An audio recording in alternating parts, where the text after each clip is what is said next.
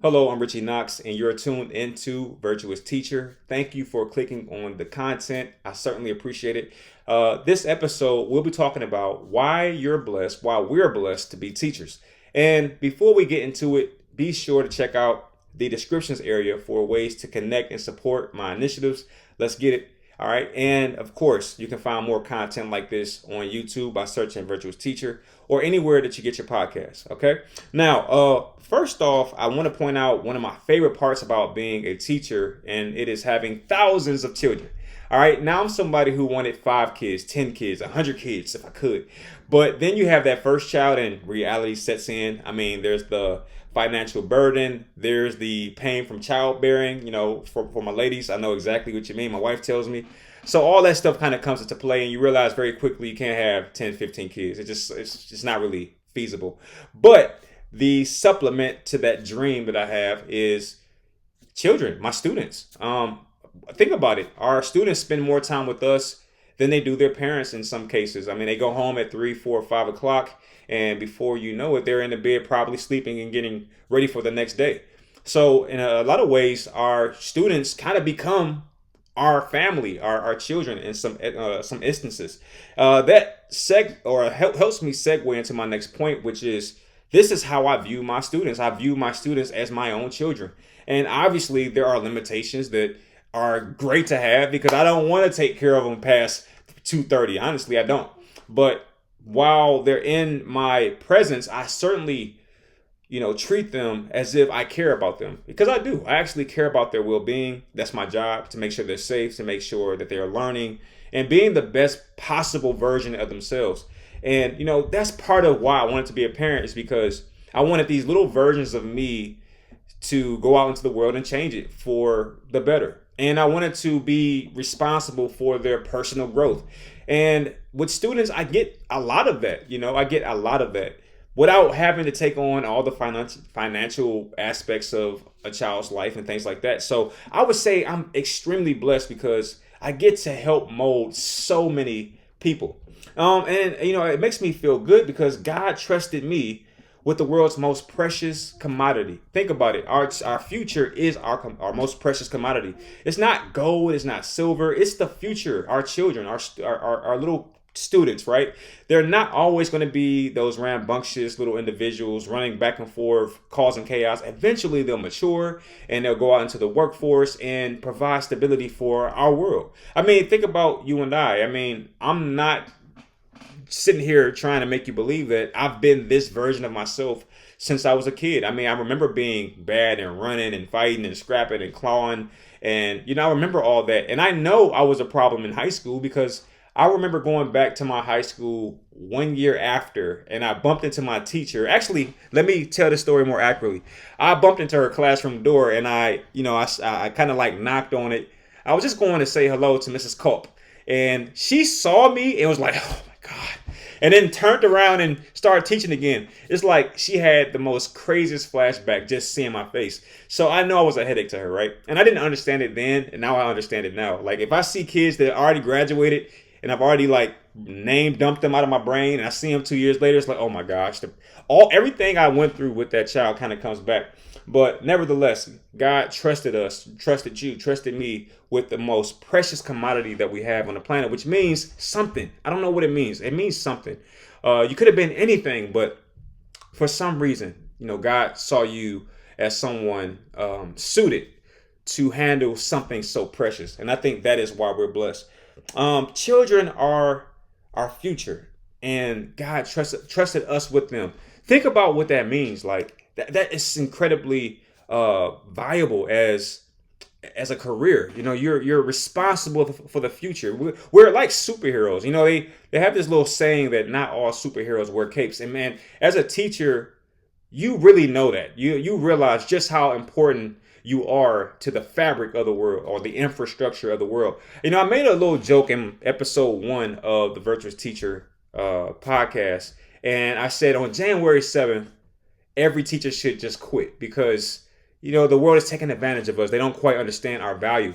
They're paying movie stars, athletes, everybody's getting all this money. We're at the bottom of the barrel, but our work and what we do on a daily basis is probably the most important. And they wouldn't really know that until we all decided to just lay our teaching hat down. Like, you know what, since you're not paying us, you're not giving us the respect we deserve, we'll lay it down. And that's when they'll realize, you know what, we really need those people. Let's pay them an extra $100,000 a year. I think every teacher should be making six figures or more. I don't care if it's your first year or your last. I think every teacher should be making six figures or more. I don't think any teacher should be making less than. I think every teacher right now deserves between 50 and 100,000 more added to their salary. And I don't think that is asking too much. You know, we're giving money to different countries for relief. What about the incentives for us? And why do we have to strike in order to get these things? Why do we have to quit our jobs or threaten to? Why do we have to do all that? That's not necessary. I think America has failed teachers in the sense that they know how valuable we are to everything. Think about it. What would you be if you never encountered a teacher? I mean, seriously, what would you be? We are one of the most important group of people on planet Earth. We're teaching, we're sacrificing our time and giving it to someone else. It's the most amazing career ever. You're taking all this information that you've learned and gleaned through various times in your life, and you're giving it away. And unfortunately, the economy, or I should say American society, doesn't value that enough, that it's giving us a lot more. I think financially is what I'm talking about. Don't get me wrong, I love the compensation I get in terms of the warm and fuzzies when I see a student go from this level to the next level. Like today, I had students doing some of the most rigorous work, and I saw such growth from the first time I saw them back in September, late August. But where they've come now versus where they were then is so it's like they wouldn't believe the people they are right now. If I took the versions of them from August and say, hey, this is you, and look what you did, they'd be like, how did I do that? They wouldn't even know. And that's because of the work I'm pouring into these students and the way that they're receiving the teaching and the way they're applying what I'm teaching them. So they are a huge part of their growth as well, obviously, but still, I just feel like we're getting the short end of the stick. And if I can do anything about it, I'm going to change it. And I think it starts with us, right? It starts with us advocating for us. But not to get off topic, we get to mold the future. Think about this, all right? If children are our future and we have them for 9 hours a day, I think as teachers, we have a lot to say about the future through the children, all right? Think about your favorite teacher and how they molded you and how they prepared you. And now look at you. Did you know you were going to be a teacher when you were in the 3rd, 4th, 5th, 6th, 12th grade? Probably not. Most likely you didn't think that this would be your career. But think of all the teachers you've encountered that have molded you. And now look at you. You're a small microcosm of all these different personalities who have molded you into who you are today. And this is why I think we're so blessed, because we have such a strong say-so about the future. All right. And I would argue that this is one of my favorite things, is that our influence will live on through thousands of people for years to come. Every single student that encounters you or comes to your classroom or has had your classroom for any length of time, they're going to pull certain things from your personality, from your teaching style. And in essence, you're influencing them. You're going to influence them. And this is why our job is so important. It's why it's so important that we bring the best versions of ourselves, because even though we are superheroes, at the end of the day, when we come home, we're just people. All right. We take our cape off, we remove our mask, and we're just like everybody else. And then we gear up and we go back in and we lock it back down again. But at the end of the day, our influence is what carries on, and it carries on for a long time. I'll give you a perfect example. I'll use myself first. There were teachers that both I liked and those I did not like that I teach like today. Mr. Robinson was my computer teacher. He's a principal now in Detroit, Michigan, and at a school called Paul Robeson, I believe. And I would always struggle in his class. He was the computer teacher, and at the time, computers were fairly new. And, we were talking about modems. I had no idea what that was. We were talking about, all these technical computer terms. All right. Browser. These words were absolutely foreign to me. at the time. And it's funny because now I'm like, I wish I can take this class again because now I understand all this stuff. And I'm doing editing, I'm doing my own videos, I'm doing podcasts, which requires a lot of technical know-how. And Mr. Robinson would be extremely proud of me today. But at the time, I could not stand this class. I failed all of his quizzes. He was a difficult teacher to get along with for me, for my personality, because he had favorites and I was not one of them. You know, the list goes on and on. But now I think my teaching style, in a lot of ways, most mirrors Mr. Robinson, which is strange. All right. I feel most like Mr. Robinson than I do any of my teachers that I've had in the past. So that means his influence is now influencing my students. All right. And then my second teacher I would say is most influential is Mr. Michaels. He was my art teacher. And I don't know. I'm kind of weird like him a little bit, you know, and so forth and so forth. The bigger point is these teachers are probably retired by now. Mr. Robinson is the principal by now, but Mr. Michaels was pretty old back then, and most likely he's retired and living his life doing something completely different. And he has no idea how impactful his influence was and how it's influencing me to influence my children. My students are being influenced by Mr. Robinson and Mr. Michaels, and they don't even know who they are. So that's what's going to happen with you. The thousands upon thousands of students that you're teaching will go on to carry on some of your influence and your style. I can't wait to see the new batch of Knoxes that go out into the future and just tear things down, because let me tell you something. In my classroom space, we work hard. We take no prisoners. We go hard every day. It don't matter if it's the first minute of the class or the last minute of the class. We work hard from bell to bell. And just knowing that level of intensity is going into the future makes me smile on the inside. All right. But anyway, I think I saved the best ones for last, the last two. You become someone's champion. All right. Think about that. Sometimes our students can't even go home and tell their parents some of the things that they're going through. They can't tell friends some of the things they're going through. Or sometimes they're struggling with inner issues. And, you know, you won't reach all of them at this particular capacity, but you know the ones that you can reach, right? And you'll become their champions. Sometimes, you know, especially within my school, I'm not even sure a lot of my students have both parents in the house. So a male figure is just rare for them. You know, they go home and it's just, you know, just their mom. Then they come to school and they're in my presence and I'm there and I'm ready to work. I'm ready to be your male figure, father figure, brother figure, whatever you need. I'm there and I'm ready to rock and roll. All right. From a professional standpoint, let's be very clear. But the point is, you get to be someone's champion. You get to be someone's hero, right? And think about you as an individual. How many teachers helped you get through point A to point Z? All right. How many champions as teachers do you have? In fact, I'm going to challenge you right now. What teacher was most influential, aka your champion, in your life? All right. Drop it in the comment section. What teacher most inspired you?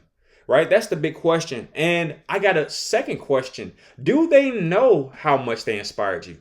All right. For me, the answer is no. All right. My top 3 or 5 teachers have no idea how much they meant to me, because I obviously, as a student, I couldn't go up and tell them. It would have been a little strange.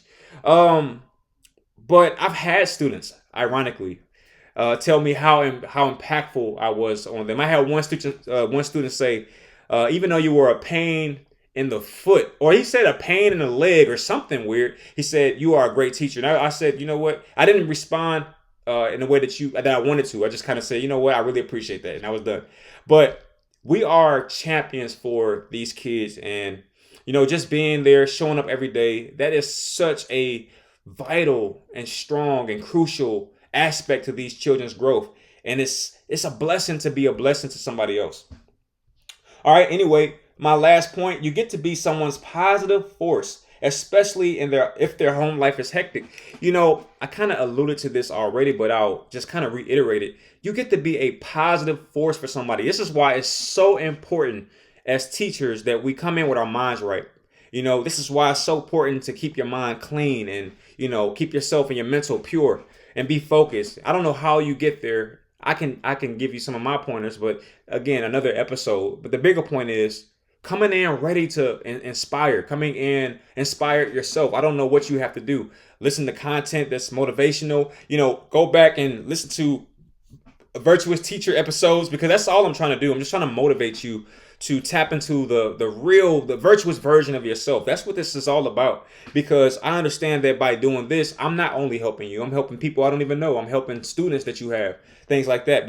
But one of the biggest blessings of being a teacher is that you get to be a positive force for somebody.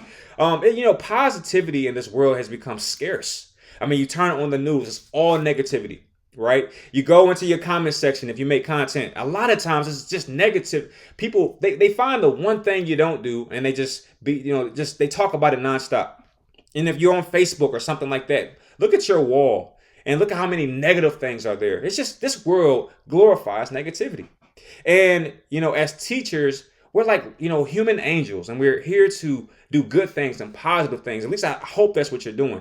And what I mean by that is you're teaching somebody, you're giving them wisdom, you're giving them knowledge, you're correcting their negative behaviors and trying to replace them with positive behaviors. And the essence of being a teacher is helping people, right? Helping people get through their heartaches, their issues. I had a young lady in class today she had her head down on the desk, and I heard the other students, because they can't keep their mouth closed. I guess the young lady had just been dumped by a boyfriend or some kind of guy or whatever, and I kept hearing students say, "Oh, he was ugly anyway." So I couldn't get into the conversation, but I did ask the young lady to come over. I said, "Are you okay? Is there anything I can do to help?"